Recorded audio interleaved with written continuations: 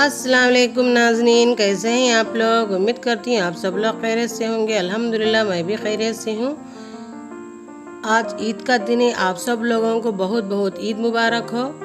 ये मेरा 3 डेज़ का ब्लॉग है। जिस तरह से ईद के 3 दिनों के मैं किस तरह से बिज़ी होती हूँ ये आज मैं आप लोगों से शेयर करूँगी। सबसे पहले ईद के दिन मैं फजर को उठी, नमाज़ पढ़ी वगैरह, थोड़े बहुत से काम थे। उसके बाद मैं किचन में आ गई हूँ। किचन में आने के बाद सबसे पहला काम था मेरा स्टोव क्लीन करना। स्टोव को साफ़ करने के बाद मैंने चाय वगैरह पी ली है। ईद के दिन का मटन मेरे घर में आ चुका था। मटन और गुर्दे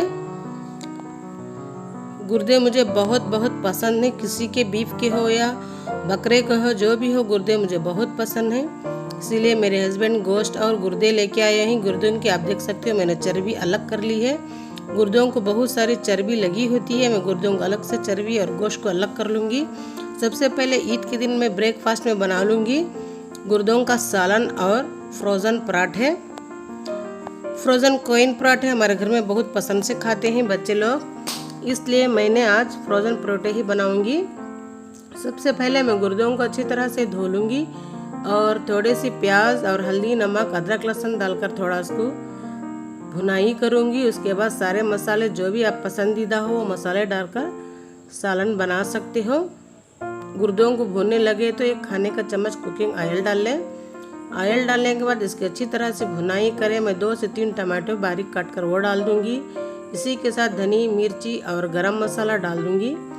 पानी डालकर ये गिलास में इसको कैप लगा दूँगी।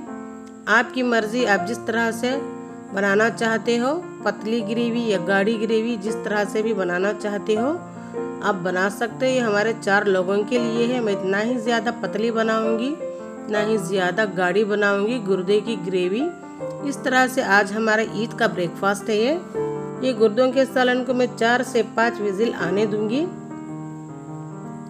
सारे मसाले डालकर अच्छी तरह से भुनाई करके मैं पानी डालकर इसे कैप लगा दूंगी। मैं 4 से 5 विजिल आने के बाद चेक कर लिया है कि हमारा गुर्दों का सालन अच्छी तरह से पक चुका है। इसमें मैं 2 हरी मिर्ची दरदरी सी तोड़कर डाल दूंगी। इसके साथ ही मैं अब साइड में बना लूँगी फ्रोज़न कोइन पराठा। ये बहुत मज़े के रेडी भी मिलते हैं, आप घर में भी इसको बना सकते हो। आपको चाहे तो मैं इसका लिंक नीचे दे दूँगी। सबसे पहले पैन को गर्म कर लिया मैंने। अब फ्रोज़न पराठों को आहिस्ता से मीडियम गैस पर इसको फ्राई कर लूँगी। मगर फ्रोज़न पराठों को थोड़ा ऑयल ज़्यादा लगता है। अब क्या करें, बिज़ी डे चल रहे हैं, अब घर में पराठे बनाएं इस तरह से नहीं होता है। इसलिए मैंने फ्रोज़न पराठे बाहर से मंगवा लिए हैं, क्योंकि बकरीद में पराठे या रोटी इस तरह से खाया जाता है। ईद ही ऐसी होती है, शुरुआत ही गोश्तों के साथ ही होती है ईद की। ये मेरा ईद का पहला दिन है। पराठे वगैरह बनाने के बाद हमारा सालन भी रेडी हो चुका है। अब ब्रेकफास्ट के लिए हम लोग बैठ चुके हैं।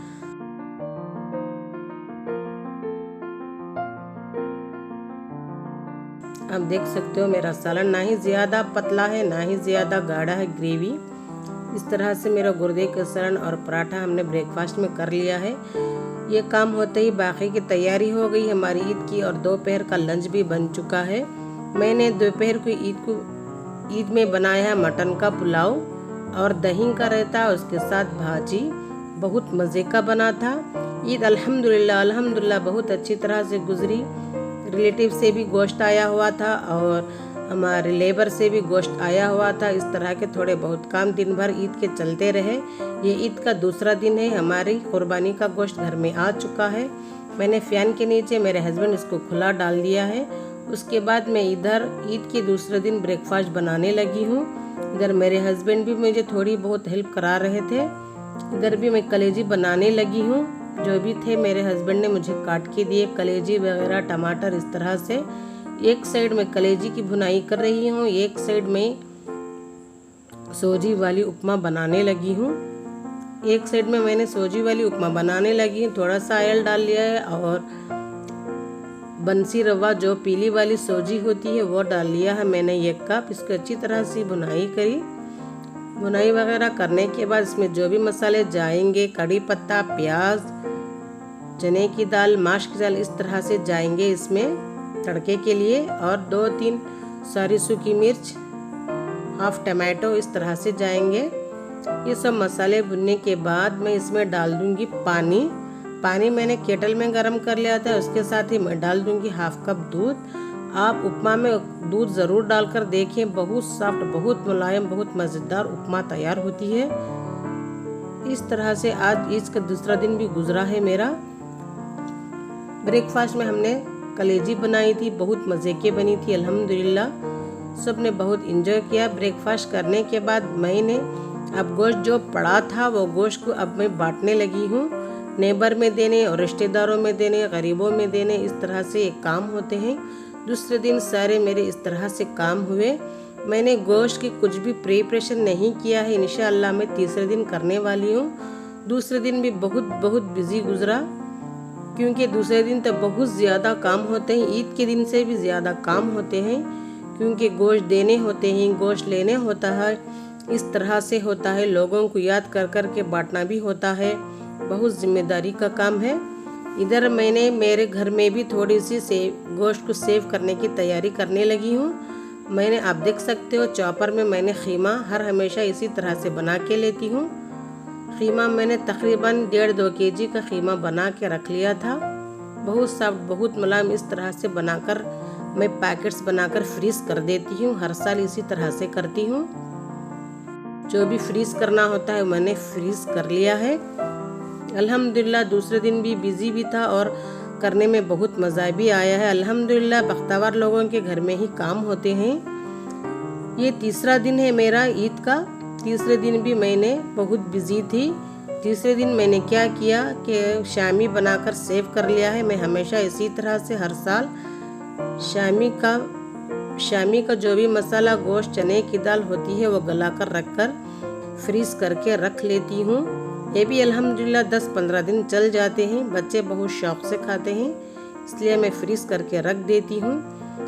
ये भी तीसरे दिन है मैंने गोश्त का अचार बनाने लगी हूँ। आप देख सकते हो मैंने 1 केजी की जितना गोश्त गला लिया और गोश्त को मैंने गलाकर साइड में रखकर अचार का मसाला, गोश्त का जो होता है वो तड़का तैयार करने लगी हूँ।